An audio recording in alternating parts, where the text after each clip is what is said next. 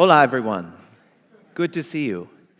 Good to see you today. It's good to see such a great crowd here in Madrid of passionate product people. I'm going to talk to you a little bit today about roadmaps, everybody's favorite topic, right? Why they're hard, why they don't have to be so hard, and how we can make them a little bit easier for us and for our stakeholders. First, just a minute about me. I think I've held just about every possible job in and around product.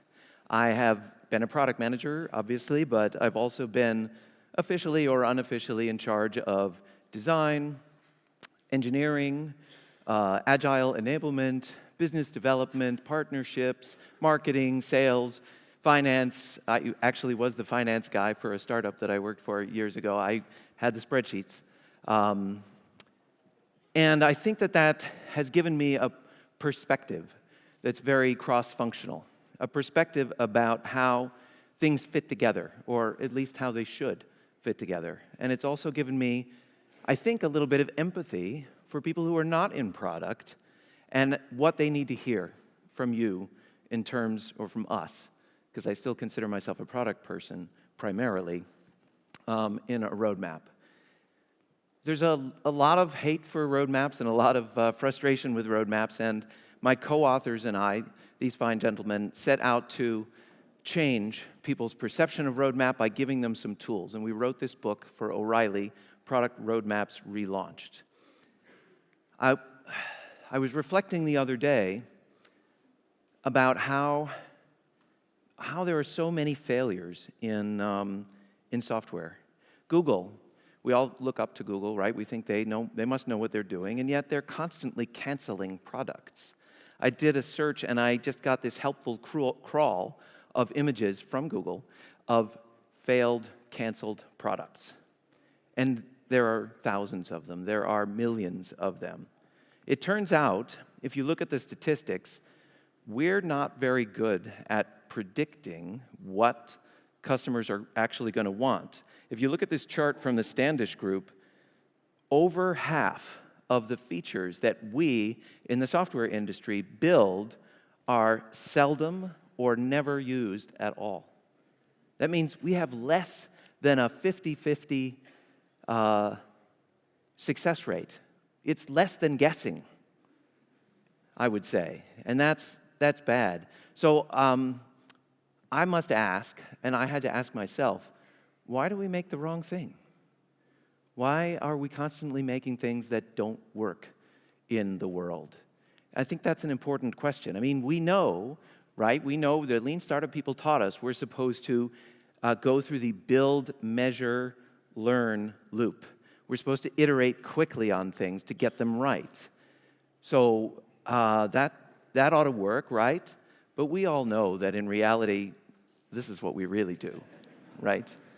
We know that we just build and ship and build and ship and build and ship some more, and we don't go back to reflect on, did it work? Was it right for the customer? Did it make money for the business? I think roadmaps get a lot of the blame for this. Let me give you my own personal example. Here is a slide of, let's see if we can get this to move forward. Back, maybe? No? The slides are not advancing. Maybe somebody can help me with this. While the technical folks are trying to figure out why the slides are not advancing, I will tell you. Oh, they are for you. Oh, all right. Great. All right, well, we'll just watch this monitor. That's terrific. Let me go back. All right, good. Build and ship, build and ship, build and ship. There are lots of articles out there hating on roadmaps. You may have seen some of these. Why most product roadmaps are a train wreck. Product road mapping sucks. The problem with roadmap first teams. Why you should use our proprietary planning method instead.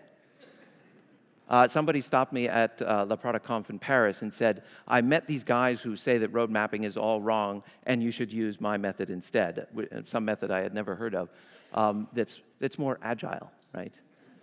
we're agile. We don't need any roadmaps. The best summation of the no-win scenario of roadmaps is this one from David Cancel, CEO of a Boston company called Drift and former head of product for HubSpot, also in Boston. I interviewed him for the book, and he said, "Oh, I don't do roadmaps because it's a prediction of the future, and it's bound to be wrong. If I build what I said I would build, but I learned that it was actually the wrong thing, well, I'm an idiot. And if I don't build that thing, well, then I'm a liar. So pick your choice, idiot or liar. Which one do you like?" And that, I mean, you can understand that frustration, right? We can all feel that frustration. Any date you put down is bound to be wrong. Or it's bound to seem too late already, even though you probably can't meet it when you talk about it. So I do workshops all over the world also on product roadmaps. And one of the first things I always ask people to do is to write a breakup letter with their roadmap process. To write a Dear John or Jane letter. And here's one of my favorites. Dear Roadmap, the student read, "I've been putting so much energy into getting this relationship working, but it feels like I only give and never get anything back from you. You're always out of date. There's no way to get all the information in and keep it looking good and readable. You're all about solutions and not the problems or the needs of the customer. And you're never good enough for my stakeholders. That's it. I'm going back to Microsoft Project." That really hit me hard when I saw that, because we never want to be confused with project managers, right? So let me take you back to my first roadmap, and I'll give you a sense for a clue of what we're doing wrong in road mapping. I know, because I made this mistake too. My first roadmap was, I spent a lot of time on this. I spent weeks and weeks putting it together. You can see my PowerPoint slide back from 2010. And you can see I had 3 different columns of different areas we were doing work in. I had all the quarters lined up and exactly what we were going to ship in each one. And of course, it's in this tiny type that you can't read because I had to explain everything inside of each cell. And I use a bunch of acronyms and abbreviations in order to fit everything right. So there's even a key in the upper right-hand corner so that you can read all that stuff, and even a footnote, just lots of information crammed in. And if that wasn't enough, I had pop-up explanations for some of the details with more detail. So I slaved on this, worked on this, and I presented it to the entire team, and what reaction did I get? Okay, whatever. They were just kind of like, I don't really get it. There's no story, but fine, whatever. There was no inspiration. There was no, oh, this is going to be great. There was no, boy, we're going in a good direction. There were a lot of questions on the details and why those dates, but there was no passion that came out of the roadmap. And I confess I kind of gave up on roadmaps for a little while. I kind of said, this is a no-win scenario, just like David Cancel. This sucks. It's not helping me. It's not helping anybody else. I'm just going to go back to build, measure, learn. And then I met this guy, Jeff Busgang. He's a venture capitalist, a VC in the Boston area, and a former product manager. And he said, you can't build a great company without a strategy, and the roadmap is the best way to tell me your strategy. So he basically said, nobody's going to invest in your product if you don't have a roadmap. And I'm like, okay, I guess I need to figure out what to do. I need to figure out a better way to do a roadmap that isn't a whole lot of details and no story and a whole lot of commitment that I probably can't meet or maybe shouldn't meet. So I started asking myself, well, what really is a roadmap? Maybe I got the idea wrong. Maybe I need to rethink it. And I think I confused, and I think we all confuse, a roadmap with a project plan or a release plan or a program, a series of drops of software versions and features, right? But that's not right. It's not a list of features, and it's not a list of dates. Let me give you an example to illustrate the difference. This is a company in San Francisco area of the United States. It's called Wodify. And Wodify makes software for gyms that people go to work out.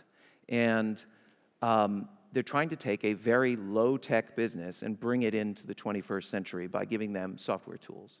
So great. They thought, they're very progressive thinkers, they thought it would be good to share their roadmap with their customers. So they put it out on their website. Here's the wonderful Wodify roadmap. Now you'll notice a lot of the information here is a little bit hard to make out. Wodify Pulse, Leads Insights, Wodify Rise, Arena version 2. What is that stuff? I don't know. And you'll notice there's a lot of dates, like really specific dates. December 18th, December 11th, right? Not like this quarter, but a specific date. So they put that out there proudly. They waited for the comments from the customers, and mostly they got questions like, what the heck is Arena version 2? And why is it late? Because, of course, they missed a lot of those dates. So they were just causing confusion. They were not having the dialogue that they wanted to have, that they wanted putting the roadmap out there to create for them with the customers. So they almost just took it down and said, well, this was a bad idea, let's not do it, just like me giving up on roadmaps, right? But then they said, well, in talking to the customers, why don't we answer their questions right away in the roadmap? And so they redid their view of it, the roadmap, and they said, instead of specific dates, coming soon, so that they're not promising something they can't deliver. And then also, they made it so that if you clicked on a card, it flipped over, and the coming soon then gave a detailed explanation of what problem they were trying to solve. I thought that was really clever.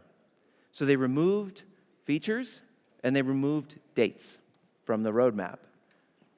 Now, you might reasonably ask, what's left? What happens when we remove features and dates from a roadmap? Well, I think it gives you the opportunity, at least, to transform it from a project plan into a strategic communications tool, something that you can use to really have the right conversation with your stakeholders, with your investors, with your customers. Jana Basto, founder of ProdPad, who wrote the introduction to our book, said a product roadmap is a prototype of your product strategy. A prototype in the sense that it's something you're going to iterate on. It's something you're going to create and then get feedback on from the real world and try to improve on. It's not a set of promises about features and dates. It's a statement of intent and direction, but it's not set in stone. I think of it as less like, if you needed to navigate somewhere, it's less like a set of turn-by-turn directions like you might get from your GPS, and more like the GPS itself, where you tell it the destination that you want to get to, and it tells you what step to take next, but then it adjusts.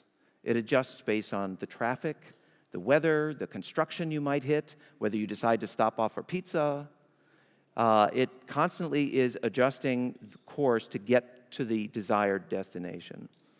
Think of it less like a firm roadmap and more like an hoja de ruta. Is that right? Which I'm told is less firm about exact dates and steps.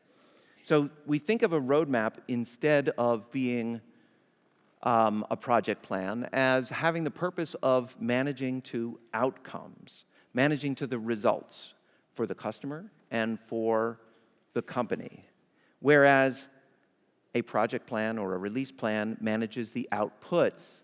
Now, obviously, these things need to be tied together. They need to work together, but they are separate. The roadmap, if you think about it, it's about the goals, the outcomes you're looking for. It also is probably fairly long-term. It might be a year or 2 years or 5 years even, the roadmap, the strategic roadmap, whereas realistically, how far in the future can we really predict exactly what feature we're going to ship and on what date? Maybe 6 weeks? Maybe a quarter if we are really disciplined? Certainly not a year or 2 years or 5 years. So let's acknowledge that they are separate things with different time frames and different purposes. Here's where we're going long-term, strategically, separate from here's what we're delivering this quarter, the release plan.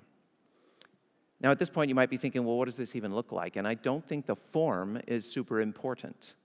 I've seen really good roadmaps as Kanban boards. I've seen them in slide decks, spreadsheets, 5-page memos, stickies on a wall. It doesn't really matter. It's the content that matters.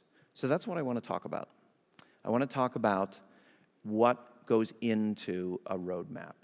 A roadmap, in my mind, has 5 key components. And I'm going to go through each one of them. If you can do all of these 5 and get them into some sort of document that you can share and present to people, I think you're good. Number 1 is the product vision. A lot of the times this is left out. It's just a bunch of details about what we're shipping when, but there's nothing about the destination. There's nothing about the future vision we are trying to achieve, and the items on the roadmap are steps toward that vision. I think the product vision is not a spec for this handy little device.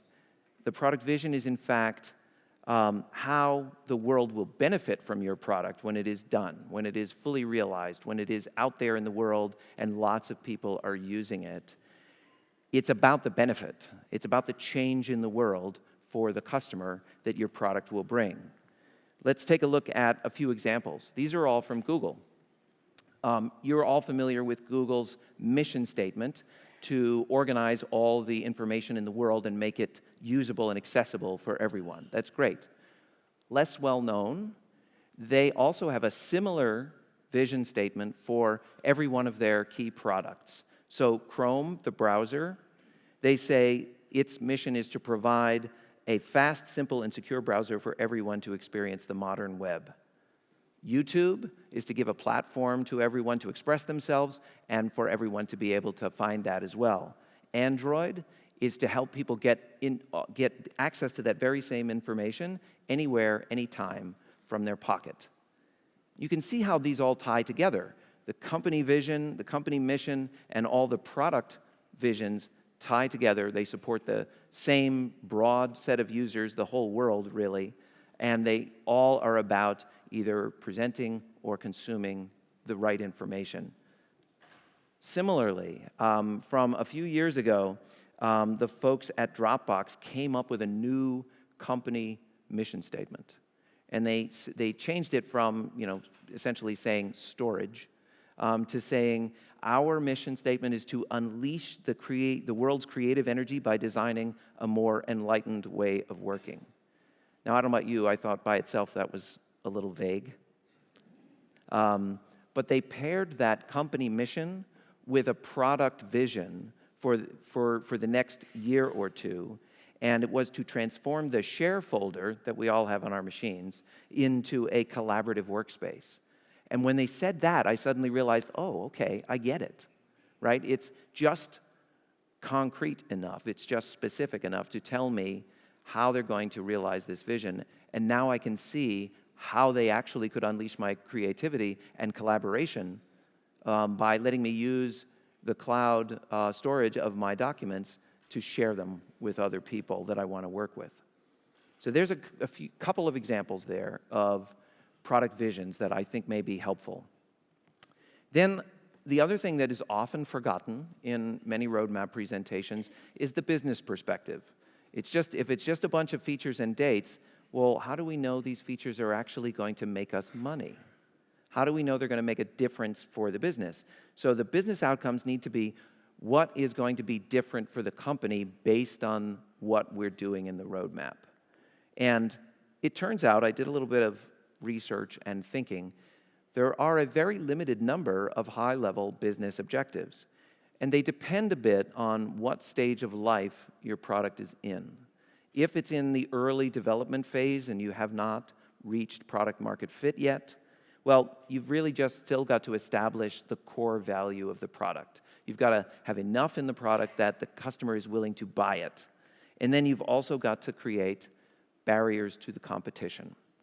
a reason to buy your product and not someone else's product.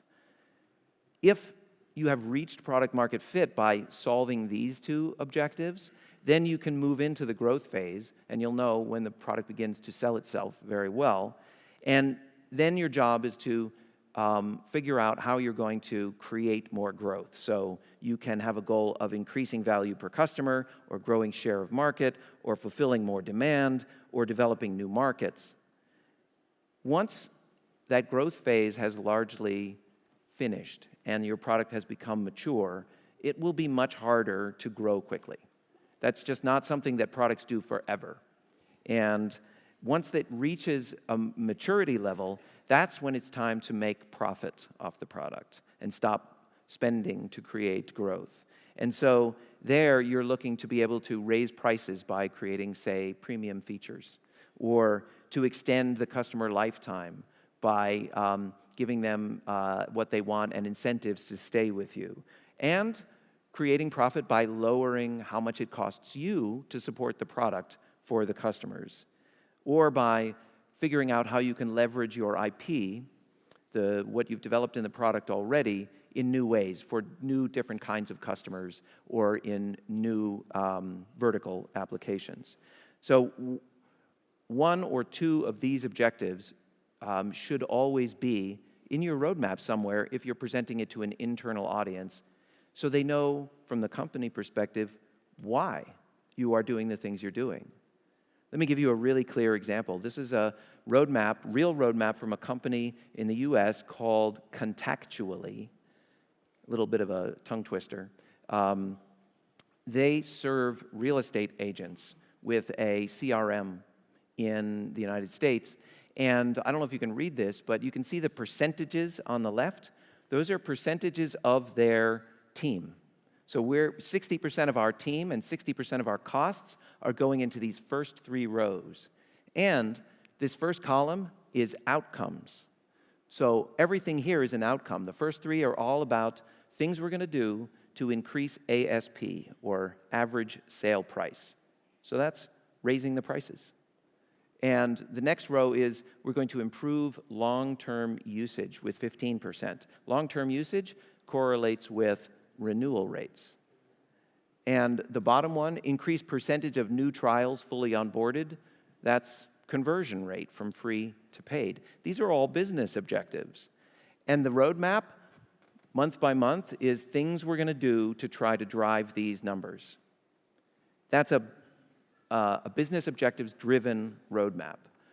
It's not something you probably would share with customers, but it certainly played well with the board, with the executive team, with the whole company that wanted to see Contactually be successful. So think about how you might employ business objectives. The other thing, and this is the controversial part, I think, is time frames. Time frames are the dates, but I said earlier, we're not going to have dates, right? So sometimes you can't get away with no dates at all. You need to put broad time frames like half a year or a quarter, or sometimes there are specific dates like we have to comply with GDPR by a certain date or we could be sued. So there's room for some dates, but my favorite roadmap format is what's become very popular. It's called the now, next, later roadmap. How many of you have tried this approach to roadmaps? Yeah, a bunch of you, right? The now, next, later roadmap, popularized by Janet Bastow, CEO of ProdPad. This is a screenshot from ProdPad. Basically puts everything into things we are working on at the moment, and so you can reasonably expect them to come soon. Things that we will work on after we're done with those, and things that we're considering for the future, but we have no start date or finish date in mind. And this answers a lot of roadmap questions. It answers the is it on the roadmap, yes or no question. It answers the is it coming soon question, so do we need to prepare for it, without getting stuck in it's December 11th.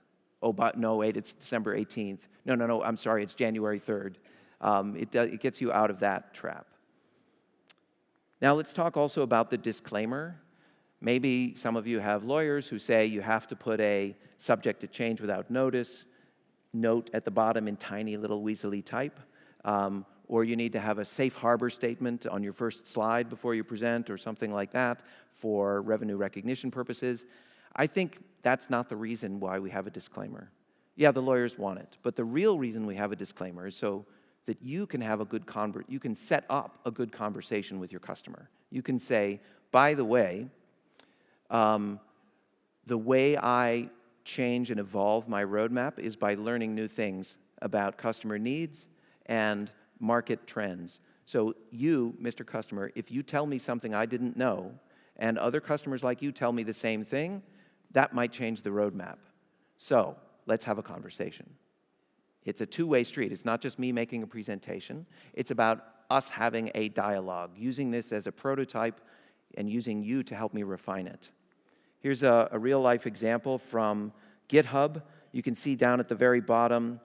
No, you can't. Probably you can read the word disclaimer and nothing else. But it's the standard disclaimer. And on a public-facing roadmap like this, I think it's important. Now, the last and most important component of the roadmap, I think, is what I call themes. And themes are not the features that you are looking for, right? They are the problems to be solved in order to reach your vision. They are the customer needs or jobs to be done for the customer. And that's the guts of your roadmap. This replaces the features in a typical roadmap. And it says, we're going to try to solve this problem, and we might have some feature ideas, but we're going to do whatever it takes to solve this problem, rather than we're going to ship this particular feature, and then we're probably just going to move on without learning whether we fixed any problems. So they're customer or stakeholder needs. They're not features, and they're not a list of features. If you think about it, I love this cartoon. I found this on useronboard.com. If you're Mario and you want to win the game, a power-up is very helpful, right? A power-up, you eat the flower, and it makes you twice as big, twice as fast, invulnerable, and you can shoot fireballs. You can just plow through your enemies and win the game. The customer may be willing to pay you for the power-up, but that's not what they really want. They want to be Super Mario, right? So the theme is describing not the flower, but Super Mario. It's describing speed, invulnerability, shooting fireballs, super size. And we'll figure out what sort of power-up, what sort of flower or mushroom we need to give you in order to make that happen. Here's another example. This is a real roadmap from a company called Vempathy. Vempathy makes software that runs on your phone, and it detects by the motion of your hand and the expression on your face and the tone of your voice your emotions. And they use it for testing. So they put a prototype or an advertisement or a movie or a video game onto the platform, show it to you on the screen, and when you go, what? It detects that. And it provides those analytics to the researchers. So it's a terrific little tool. Their roadmap, done in Trello, in a now, next, and future format, very similar to now, next, and later, consists of a list of problems. And here's my favorite example. We have a problem of participant recruiting for research studies. If you're a researcher and you're using Vempathy, then you have a problem that you need to get people to actually look at your stuff on their phones. You need participants, right? So they describe the problem. UX researchers often don't have enough of the right type of users to test with. Outcome. Every study should have the right type and number of users. And critically, they have 3 different ideas about things that they're going to try to see if they can make it work. They're going to maybe build something themselves, or they're going to integrate with a third party, or they're going to do a partnership. They're going to do something. But critically, this roadmap item with 3 different ideas in it is not done until one of those or some other idea is proven to work. Then So the roadmap item isn't do an integration. The roadmap item is solve the problem. Does that make sense? Yeah. Okay. So it's kind of a mind shift for people. And so I think of a mindset for roadmaps as not, let's launch the thing, but at least let's launch the thing in order to meet a goal. And even better, let's just meet the goal. Let's increase signups by 25% by removing obstacles to people signing up. Let's remove friction from the system. We'll figure out which things remove friction best later. So, wrapping up here, why do we make the wrong thing? I think the reason that roadmaps traditionally have been such a no-win scenario is that we commit way too early to untested outputs. As soon as somebody has an idea that seems like it might halfway work, we just put that on the roadmap, and then everybody is assuming the roadmap is get this thing done. Well, that's not a roadmap.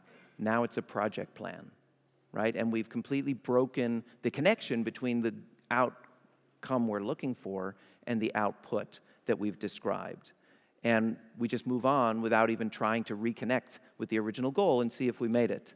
So we need to actually find a way to incorporate the build, test, learn loop into the roadmap. The two are not incompatible. Let me give you a real example. Now, I can't tell you who this company is, but this is a real roadmap from a music streaming service you have heard of. They wanted to improve the customer experience with various initiatives that they had. Member chat, re-tiering the pricing, advisor onboarding, self-service strategy, etc. And they have 3 statuses for every item on their roadmap. You can see they have broad quarter timelines up until they're going to ship in the next year. They have the whole next year as one column here. The 3 possible statuses for an item on their roadmap is think it, which is we're in the planning and designing and prototyping phase. Ship it, we're actually building it and getting it out to customers. And then, critically, tweak it. The tweak it part goes on. You can see the first item, member chat, is in ship it in Q1, and it's in tweak it all the rest of that year and into the next year. They're going to be tweaking it for almost 2 years after they ship it. And this is the part I really like. At the very end, metrics. These are the goals that they want these changes to hit, and they will stay in the tweak it phase until they hit those numbers, or they conclude that it can't be done, and they just decide to move on. But this is very goal-oriented. It integrates the timeline, the goals, and the metrics all in one. Going back to Wodify, the gym software company, this is their product manager, Ellie Riggio. She says, we accept that we don't know exactly what features the teams are going to ship. We give them the freedom to figure it out. And I think that that's really insightful and really helpful. It's a different frame of mind. It's realizing that it's really not about what you ship. It's about what you solve in the end. Because product management is not the same thing as project management, right? We all know this. We need to make our roadmaps show that to the world, I think, that we are thinking at a more strategic level. Sure, we can have a what's shipping this quarter slide at the end, but the roadmap needs to tell a story about value to the customer and value to us first. This is the book. If you're interested, it's on Amazon, Product Roadmaps Relaunched. It's also on O'Reilly's Safari online service in various electronic formats. And if you like what I'm saying, and if you're a fan of the book, you may be pleased to know that we now have an online masterclass in product road mapping. We walk you through all the components that I just talked about with examples and, critically, a Google Slides template that you can use. You go through the course, bit by bit. You see videos by me explaining everything, and you're building yourself a roadmap slide deck as you go. And and we also have support for you on Slack, and we have a monthly Zoom call where we can go over any questions that you have. One last thing, I'm working on a new book, and I'll tell you the origin story of this book. I had a workshop where we went over all of the techniques and practiced them for doing roadmaps, and at the end of the workshop, one of the students said to me, well, this is great, I love this way of doing roadmaps, but how do I convince the rest of my company to operate this way? If I show them a roadmap with no features and no dates, they're going to be like, this is not a roadmap. How do I convince my stakeholders, right? So I started sharing a few techniques that I have found successful for managing stakeholders, and she stopped me and said, oh, this is the workshop we need. How to influence stakeholders. So that's the new book. It's called Aligned Stakeholder Management for Product Leaders. We're going to talk about building trust and establishing clear roles and responsibilities, speaking your stakeholders' language, getting them to yes, saying no sometimes, keeping buy-in. And if you're interested, the book comes out later this year from O'Reilly. We have an early readers club that you can check out where we are sharing drafts of the book for comments. And we also have a monthly call with members. And the members have had such great horror stories of stakeholder management gone bad that we already have a number of quotes from members in the manuscript. So if you're interested in either of these things, the online masterclass or the Aligned Book Club, here these QR codes will get you to where you need to go. There is a cost with either one of them, but we hope that they're useful to you. Now I'm happy to take questions. I think we have people with microphones in the audience. Just raise your hand if you have a question.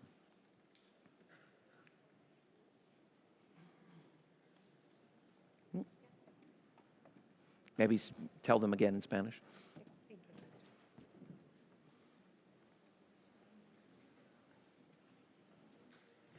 Bruce preferred the question in English, but if you prefer in Spanish, it's not a problem because I can do it in English, don't worry. Tintiga translate. Do you hear me well? Yep.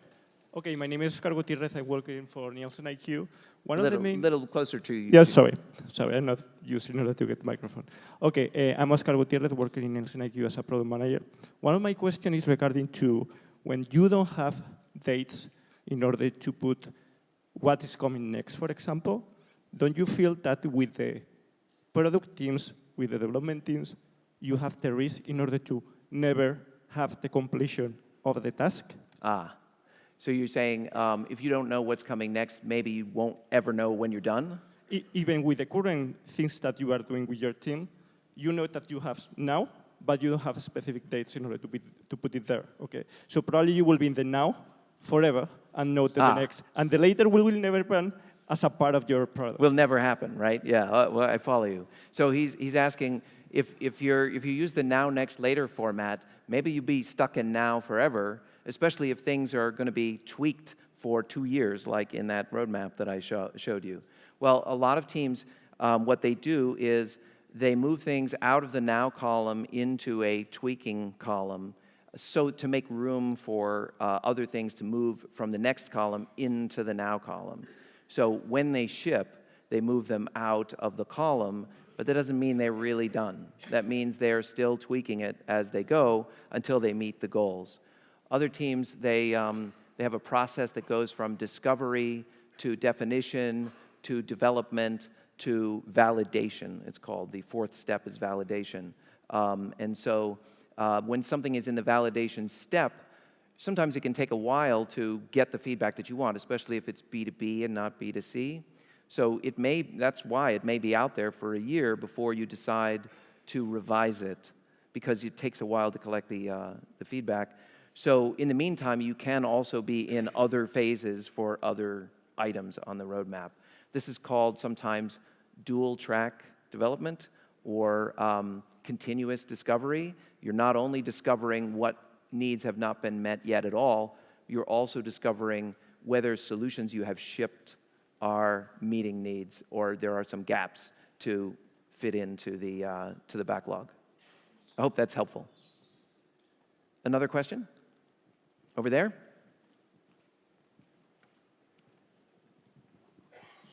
Hello. Hi, thanks for the talk. My name is Carlos. I'm CPO at Factorial. And wanted to ask you about, have you seen any differences between B2B or B2C? And then follow up, sorry, and taking the opportunity.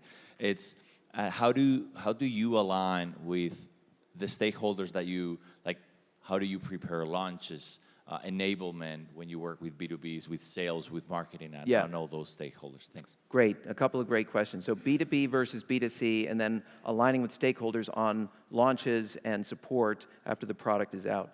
So there are a lot of similarities between B2B and B2C, right? We still need to do all the main things that we do in both industries. We need to understand the customer, we need to understand our own business model and the stakeholders within our company, and we need to understand our technology stack, and we need to find the overlap between all three of those things.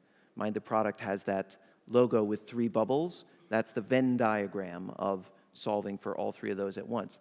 But there are some differences, like the volume of customers and users in B2B is often much lower. So that means it's more difficult, more challenging to just tweak a feature, put it out there, and come back from lunch and already have user data to find out if your A/B test worked or not, like at Facebook, right? Often you cannot do that in B2B. You can still instrument for the users and you can still get data, but it's going to be slower. And you have to recognize that. And you're going to have to depend more on not quantitative numbers, but qualitative research, talking to customers directly to interview them. So I find that B2B UX people and product managers are often, they find that they need to get much better at interviewing because they can't depend on the hard data as much.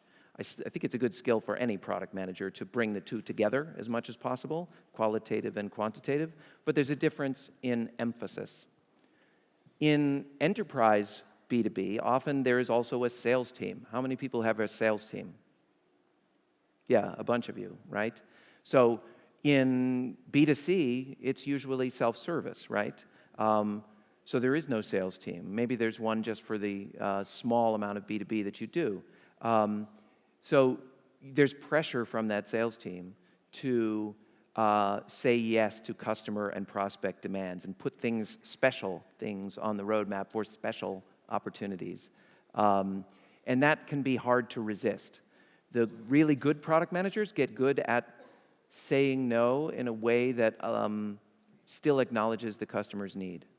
That says, no, we're not doing that feature, but I understand what need you have behind this, and I'm going to do a different thing to help you with that need that everyone will be able to use. A good product manager can tell the customer why they actually don't want the feature request they just made, because it's not good for them. Just like dealing with your children, right?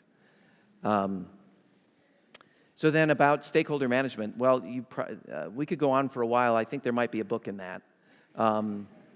But I'll tell you a story. Recently, I worked with a company where they had a product. It was meant to be their second product. That is, they had one product. It was successful. They wanted to make a new product and become a 2-product company. And they had a different buyer in mind with different use cases, but using the same core IP that they had developed for their first product. And they did the discovery with the customers. They knew what the users needed. They had tested it with those users, and the users were happy with the workflow, and it completely failed. And it failed because they didn't have buy-in of their stakeholders around the rest of the organization. Sales wasn't incentivized to sell it. Marketing's budget was completely committed with promotion to the existing product. Customer support wasn't trained.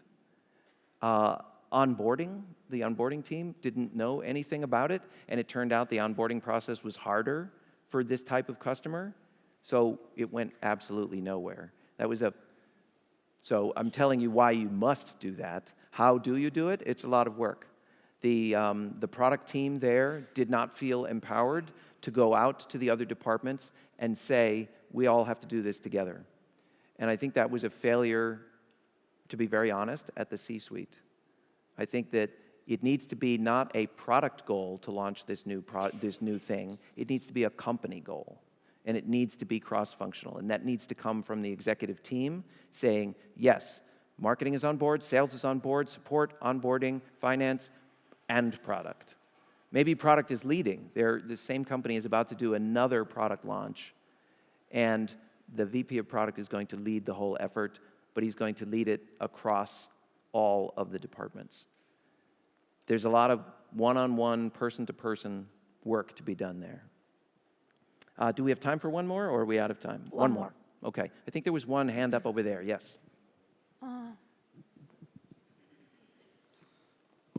Well, I'm Daniel, a product owner from Movistar Portugal Armas. First of all, thank you very much for your speech. I had a question about taking out times and dates in terms of accountability for the team, as myself as a product owner, and also to the development team. Because you can try to measure their efficiency in terms of did they solve the problem we wanted to solve, right? But maybe you had the resources to solve it in 6 months, and you solved it in a year. So if you don't put dates, or you don't think in dates, how do you measure this? Thank you very much. I think I understand your question. How do you, if you don't have any dates, how do you have accountability? And I'd say two things. One is the real goal is results, not dates. But you can ask for those results by dates. You can say, look, we want to improve the conversion from free to paid by 2 percentage points, and we want to do that in 3 months or 6 months. And so everything we're going to do is a bunch of experiments to try to improve that within that time window. We can always ask for an extension if we need to, just like shipping late, right? But we're going to set ourselves a goal. So the first thing is, let's be accountable to the metric, not to the we shipped it, not to the project. Let's be accountable to the outcome, not the output. When we shift that, the team starts thinking, well, I would really like to do this feature, but that's going to take too long. Let's do this other feature. It might not be quite as effective, but it's 1/10 of the effort. So let's do that quickly and see how far we get. And if we can tweak that a little bit, maybe we get close enough, and we can move on, and we only did the little thing. The second thing I would say is, I think it's still possible to hold the team accountable to deliverables, but that's the project plan, and it's shorter term, right? That's what are we going to ship, not of the whole feature, which might take 6 months, or the whole solution that might take 6 months, but can we ship something really small that will deliver some value, and can we do it in 6 weeks or less so that we can hold ourselves accountable for that date, and we've started the build, test, learn cycle.